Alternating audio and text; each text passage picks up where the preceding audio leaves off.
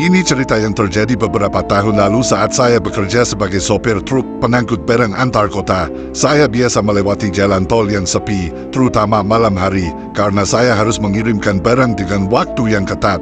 Suatu malam, sekitar pukul 2 pagi, saya sedang melaju sendirian di jalan tol yang gelap, hanya ditemani lampu kendaraan lain yang jauh di depan. Tiba-tiba truk saya mulai terasa aneh. Lampu kabin yang sebelumnya terang, tiba-tiba redup, dan mesin truk terdengar aneh. Saya khawatir ada yang salah dengan mesin, jadi saya berhenti di bahu jalan untuk memeriksa. Saat saya turun dari truk, saya melihat ke arah belakang, dan yang saya lihat membuat jantung saya hampir copot. Ada seorang pria berdiri di tengah jalan, mengenakan jas hujan hitam dan topi yang menutupi wajahnya. Saya langsung merasa tidak enak.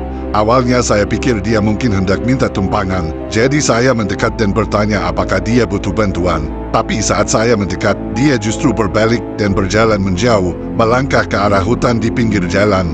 Saya merasa heran dan sedikit takut, tapi saya kembali masuk ke truk dan melanjutkan perjalanan. Namun, tak lama setelah saya mulai mengemudi lagi, saya merasa ada yang aneh.